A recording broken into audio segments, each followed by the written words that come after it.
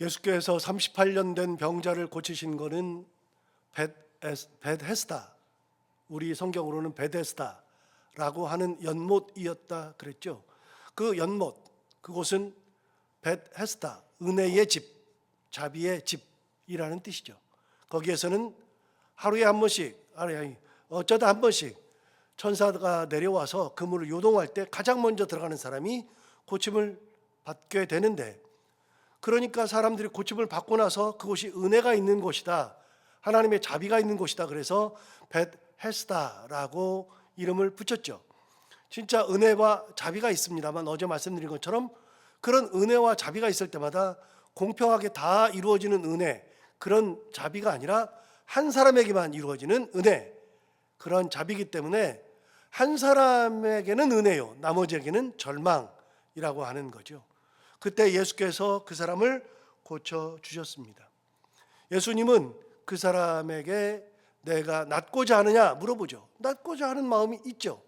낫고자 하느냐 물어봤을 때, 주님, 사실은 저는 여기에 계속 있었지만, 그러나 천사가 내려와서 물을 요동할 때 가장 먼저 들어가는 사람이 낫는데 저는 누워있다 보니 제가 내려가는 동안에 누군가가 먼저 내려가서 그가 병고침을 받습니다. 그래서 저를 누군가가 데려다 줘야 되는데 데려다 줄 사람이 없습니다.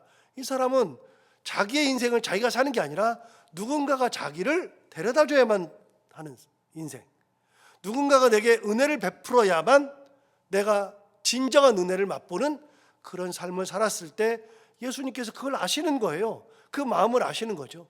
그래서 그를 고쳐주셨죠. 간단해요.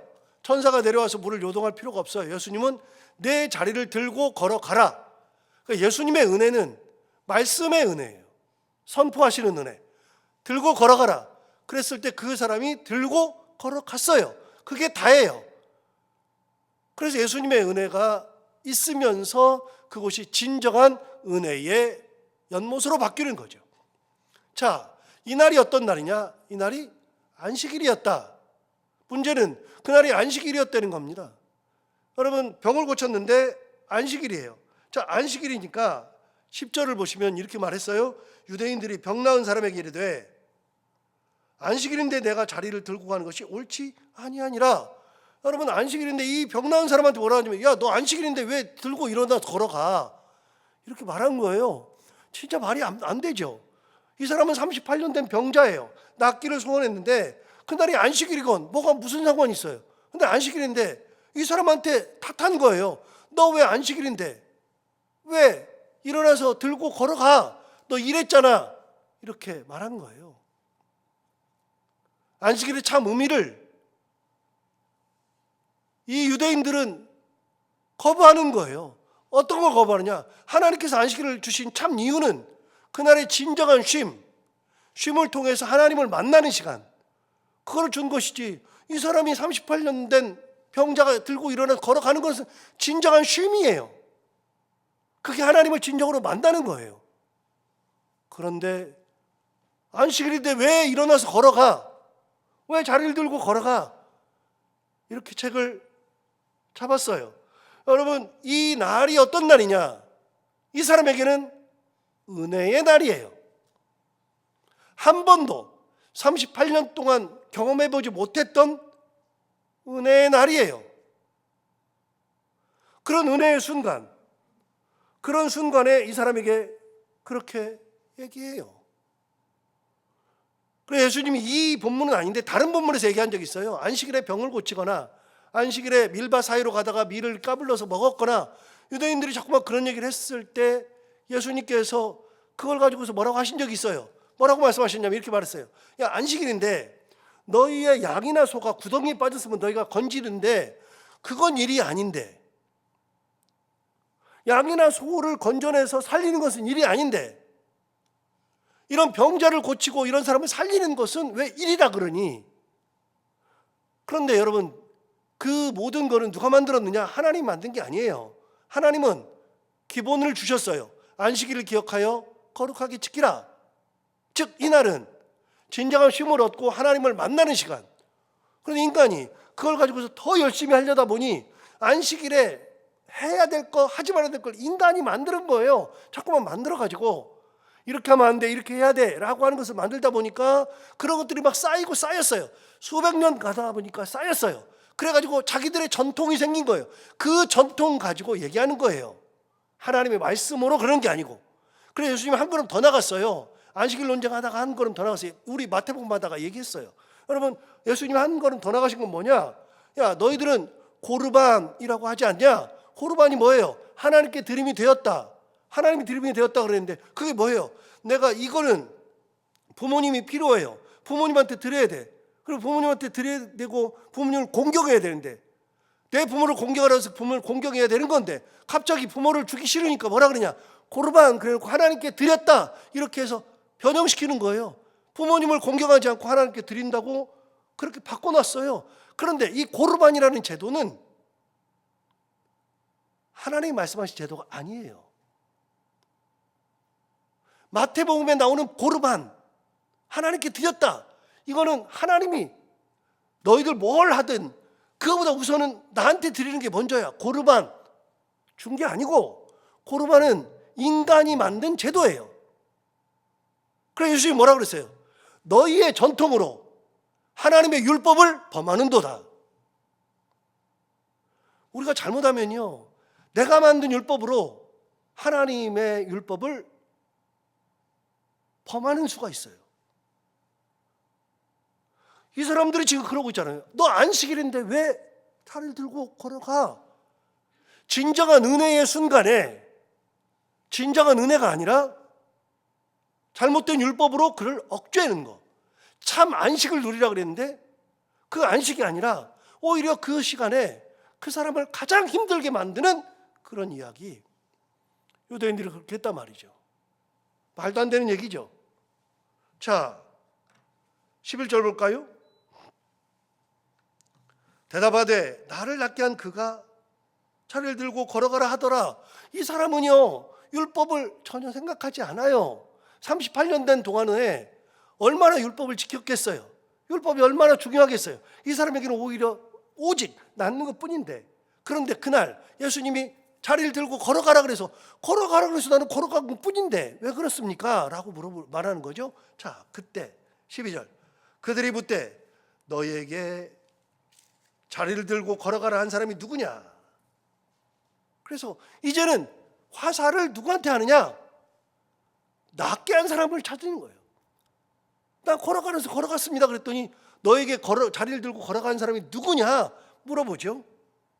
13절 고침을 받은 사람은 그가 누구인지 알지 못하니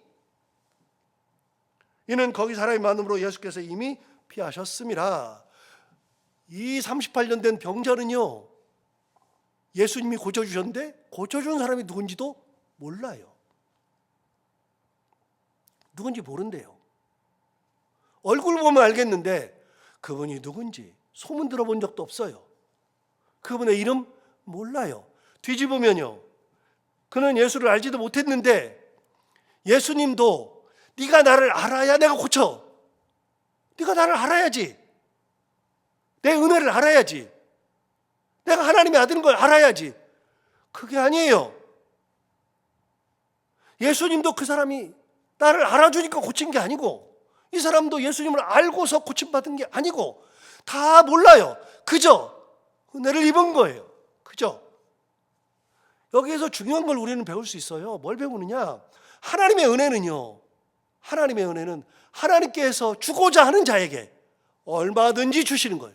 사람의 형편을 가리지 않아요. 지난번에 며칠 전에 우리 나눴어요. 뭘 나눴어요? 예수님은 사람을 가리지 않는다. 예수님은 절대 사람을 가리지 않아요. 그 사람이 얼마나 부한지, 얼마나 가난한지 안 가려요. 권력이 있는지 없는지 가리지 않아요. 그걸 뒤집으면 뭐라 그랬어요? 예수님은 사람을 밀어내지 않는다. 너는 그러니까 안 돼. 너는 나한테 오지 마. 그런 적이 없어요. 예수님은 사람을 가리지 않고 예수님은 사람을 밀어내지 않아요. 그러니까 얼마든지 받아요. 누굴 받았어요? 니고데모를 받았어요. 바리새인인데 니고데모를 받았어요. 왕의 신하를 받았어요. 왕의 신하가 누구예요? 권력의 최정점에 있는 사람이에요. 그런데 자기 아들이 죽게 되었을 때 예수님을 찾아왔는데, 야, 너는 돈도 많잖아. 너는 뭐 여기 병원 열심히 다니대. 너는 할 것도 많대. 너는 가. 그러지 않아요. 예수님은 사람을 가리지 않고 예수님은 사람을 밀어내지 않아요. 여기는 완전히 반대 사람이에요. 어떤 사람이요? 38년 동안 나음을 입어보지 못한 사람, 사람에게 어떤 호의도 받아보지 못하는 사람. 이 사람이 예수님을 알고 고침받은 게 아니라 예수님이 그저 이 사람을 고쳐준 거예요. 뭘 아셔요? 그의 마음을 알아요. 38년 동안 그 마음을 알아요. 알고 고쳐주는 거예요. 자, 우리가 신앙생활하면서 여러 가지 일들이 있어요. 어떤 분들은 사업이 망해가지고, 사업이 안 돼가지고, 그때 잘 나가다가 한순간에 그냥 다 잃어버리고 그런 분들이 있어요. 그런 분들이 나와서 하나님 앞에 나와서 기도할 때는 달라요. 평소의 기도랑 달라요. 그 기도는 눈물 콧물 마음의 찢어짐을 가지고서 하나님 앞에 나와서 기도할 때가 있어요. 어떤 분은요, 아파가지고서 그런 분들이 있어요. 나도 아프고 내 부모도 아프고 내 자녀도 아프고, 그래서 그냥 애간장이 끊어지는 심정으로 그렇게 기도하는 분들이 있어요. 그런 분들 있잖아요. 여기 들어보니까 제 아내도 저희 장모님 지난번에 두 번째 아파서 내려갔을 때, 병간호로 내려갔을 때 그날 죽을 고비를 넘기셨대요. 넘기시는데 그냥 마사지 막 해가면서 하나님 앞에 막 절규하면서 기도했대요. 밤에. 그때 기도는 평소 기도랑 달라요. 어떤 분들은 하는 일이 안 돼가지고 자녀들의 문제 때문에 기도하는 분들이 있어요. 그렇게 기도할 때 예수님은 그런 기도를 들으시고, 야, 너 평소에는 기도 그렇게 안 하던데? 안 그래요. 우리는 어떤 모양으로 어떤 기도를 가지고 하나님 앞에 나아가든 하나님은 우리를 밀어내지 않아요. 다 받아주셔요. 은혜 가운데. 그래서 예수 앞에 가기만 하면 돼. 주님 앞에, 하나님 앞에 가기만 하면 하나님은 미쁘시고 의로우사 우리가 그 앞에 갔을 때 우리를 밀어내지 아니하고 우리를 가장 좋은 은혜의 길로 인도하신다. 참 은혜를 주신다. 누구인지도 몰랐어요. 자, 14절. 그 후에 예수께서 성전에서 그 사람을 만나 이르시되, 보라, 내가 나았으니 더 심한 것이 생기지 않게 다시는 죄를 범하지 말라. 여러분, 이 본문은 두 가지로 해석이 가능해요. 첫 번째, 너 그동안 사람들이 이렇게 38년 된 병자나 특히 이때는 잘 모르던 때니까 어떻게 말했냐면 천벌을 받았다 그래요. 아픈 거는 천벌 받았다 그래요. 네가 벌 받은 거랑 똑같이 생각하고 살았으니 다시는 죄를 짓지 말아라. 그런 말이 있고요. 그런 해석이 가능하고요. 또 하나 해석은 이제 네가 은혜를 받았으니, 은혜 받고 새 사람이 되었으니 다시 죄를 짓지 말고 은혜의 삶을 살아라. 어떻게 해요? 너는 이제부터는 하나님 앞에서 하나님께서 은혜를 주셨으니 이제부터는 하나님의 은혜 가운데 의로운 삶, 감사하는 삶, 찬양하는 삶, 예배하는 삶, 나눔의 삶, 도움의 삶, 이런 것들이 하나님의 뜻이니 죄를 짓는 대신에 하나님을 바라보고 은혜로운 삶을 살아가라, 그 말이에요. 우리가 하나님 앞에 은혜 받으면, 은혜를 받았으면 죄 짓는 삶이 아니라 은혜의 삶을 사는 거예요. 은혜를 받았으니 은혜 받은, 은혜를 가지고 하나님께서 생각지도 못한, 말도 안 되는 그런 하나님의 사랑을 주셨으므로 하나님 앞에 사랑으로 살아가는 삶, 거저 받았으니 나누는 삶, 베풀고 희생하고 하나님 찬양하고 참으로 예배하고 그렇게 살아가라. 그러니까 우리가 예수를 믿으면서 한 번, 두 번 이런 일을 경험할 때마다 항상 우리 마음속에는 뭐가 가득하냐? 찬양이 가득하고 기도가 가득하고 하나님 참 예배하는 삶이 가득한 은혜의 삶을 살아가야 된다, 이렇게 말씀하시는 거죠. 자, 15절, 그 사람이 유대인들에게 가서 자기를 고친 이는 예수라 하니라. 이제 알았어요. 이 사람이, 이 양반이 예수인지, 예수 이렇게 말하면 예수를 죽이려고 하는지 몰라요. 그저 알고 싶어 하니까 그래 알려주는 거예요. 예수라 아니라 나를 고친 분이 이 예수님이야, 예수라는 분이야, 이렇게 얘기해 줬어요. 16절, 그러므로 안식일에 이러한 일을 행하신다. 다시요, 안식일에 이런 일을 행하신다. 안식일에 이러한 일을 행하신다 하여 유대인들이 예수를 박해하게 된지라. 안식일에 일했다고 예수를 박해했어요. 이제 예수님에 대한 박해가 시작돼요. 17절, 예수께서 그들에게 이르시되 내 아버지께서 이제까지 일하시니 나도 일한다. 하나도 이상하지 않아요. 내 아버지께서 일하시니까 나도 일해요. 근데 이 개념은 유대인들한테는 없는 개념이에요. 아예 없어요. 무슨 개념이냐면 예수님께서 뭐라 하냐면 내 아버지께서 일하시니, 하나님 아버지께서 일하시니 나도 일한다. 다시요, 구약 성경에 하나님을 아버지라고 한 적이 없어요. 하나님은 하나님이지 구약 성경에 어느 누구도 아버지라고 한 적이 없어요. 예수님이 최초로 하나님을 아버지라 그랬어요. 그래서 예수님의 은혜 가운데 우리가 고백하는 게 있다 그랬잖아요. 우리는 예수님 이후에 하나님을 아버지로 만나요. 구약 성경에는 하나님을 아버지로 만난 적이 한 번도 없어요. 구약 시대의 사람들은요, 하나님을 아버지라 그러면 말도 안 되는 거예요. 이 미쳤죠? 이 개념이 아예 없어요. 그런데 예수님께서 뭐라 그래요? 내 아버지께서 일하시니까 나도 일한다. 이거는 말도 안 되는 얘기예요. 그런데 예수님께서 그 말씀을 하신 거예요. 이거는 죽여야 될 마땅한 거예요. 자, 안식일에 일하니까 박해했어요. 안식일을 범하니까 이것까지는 참아줄 수 있는데, 그런데 이것까지 참을때 아버지께서 일하시지 나도 일한다? 이거는 말도 안 되는 얘기예요. 자, 어떻게 하느냐? 다시 볼까요? 17절, 예수께서 그들에게 이르시되 내 아버지께서 이제까지 일하시니 나도 일한다 하심에, 18절, 유대인들이 이로 말미암아 더욱 어떻게 해요? 예수를 죽이고자 하니. 이제 죽이려고 그래요. 하나님을 아버지라 그러니까. 자, 왜 그러느냐? 죽이고자 하니 이는 첫 번째, 안식일을 범할 뿐만 아니라 두 번째, 하나님을 자기의 친아버지라 하여 자기를 하나님과 동등으로 삼으심이러라. 예수님이 하나님의 아버지라 그러니까 자기가 아들이라 그랬어요. 그래, 이거 이해가 안 돼요. 그래서 예수님의 죄가 예수님을 죽이려고 했던 죄명이 세 개라 그랬잖아요. 첫 번째, 안식일을 범한 죄. 두 번째, 하나님을 아버지라고 부른 하나님 모독죄. 세 번째, 성전을 다 무너뜨려라, 내가 3일 만에 다시 세우리라 하는 것과 더불어 성전에 가가지고서 다 뒤집어 엎었잖아요. 비둘기 파는 사람의 상을 뒤집어 엎으시고, 돈 바꾸는 사람의 상을 뒤집어 엎으시고, 소 파는 사람들 다 쫓아내버리시고, 성전을 다 뒤집어 엎으시고, 내 집은 기도하는 집이라 일컬었거늘 너희가 강도의 구례를 만들었도다 라고 했던 성전을 완전히 뒤집어 버린 성전 모독죄 세 가지.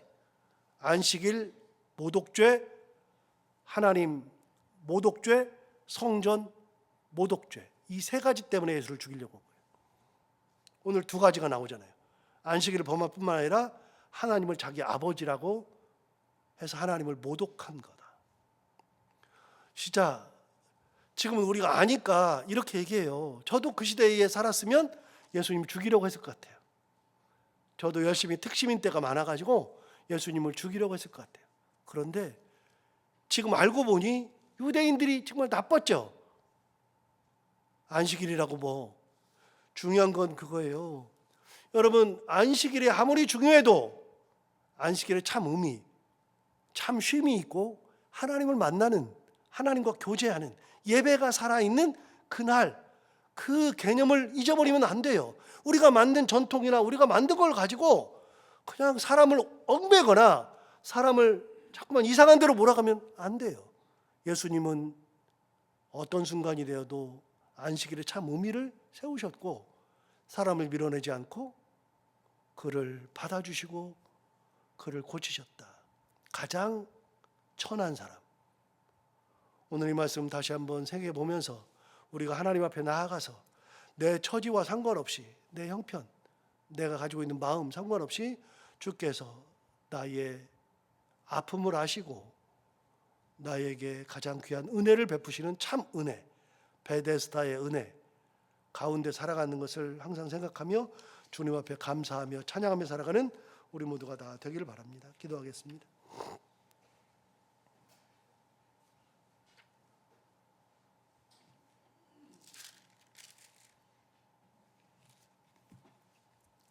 하나님 아버지, 오늘도 귀한 말씀 우리를 깨우셔서 감사합니다. 오늘 우리가 귀한 말씀을 듣고 다시 한번 생각해 보니 이 병자는 38년 된 병자는 예수님이 누군지도 모르고 그 큰 은혜를 입었습니다. 예수님은 가장 천하고 가장 큰 아픔이 있는 그 사람을 밀어내지 않고 그 마음을 받아주고 고쳐주시는 놀라운 은혜의 참 은혜의 베데스다의 그런 귀한 은혜를 그에게 허락해 주셨습니다. 하나님 아버지, 우리도 어떤 때는 이 38년 된 병자와 같이 아픔이 있어서 꺽꺽거리며 울며 기도할 때가 있습니다. 어떤 때는 남에게 말 못하는 그런 아픔을 가지고 하나님 앞에 나와서 기도할 때가 있습니다. 하나님 아버지, 그럴 때마다 우리에게 은혜 위에 은혜를 더하여 주시고 우리는 그 은혜를 입은 자로서 항상 하나님을 찬양하며 감사하며 기도하며 예배하며 나누며 하나님의 은혜를 많은 사람과 함께 누릴 수 있는 그런 삶을 살아가는 저희들이 다 되게 하여 주옵소서. 하나님 아버지, 오늘도 굉장히 추운 날이 계속되는데 이 추운 날 사랑하는 성도들 한 분 한 분의 건강을 다 지켜 보호하여 주옵시고 잘못하면 감기에 걸리거나 큰 병 걸릴 수 있는데 그러지 않도록 하나님께서 인도하여 주옵시고 하나님 아버지, 오늘도 하루를 살아갈 때 이 말씀 가운데 살아갈 때 항상 감사하며 살아가는 귀한 하루가 되게 하여 주시기를 원하오며 이 새벽에도 이렇게 나와서 말씀 듣고 기도하러 나온 사랑하는 성도들 그 기도를 다 들응답해 주시기 원하며 이곳에 나오지는 못해도 이 새벽에 인터넷으로 함께 예배하고 기도하는 사랑하는 성도들 모두에게 은혜를 주셔서 그들의 기도도 들응답해 주시기 원하옵고 하나님 아버지, 오늘도 하루를 지낼 텐데 이 하루 동안에 우리가 해야 되는 것들 기쁨으로 잘 감당하고 만나는 분들과 함께 웃고 행복한 하루가 되게 하여 주옵소서. 감사하며 예수님 이름으로 기도하옵나이다.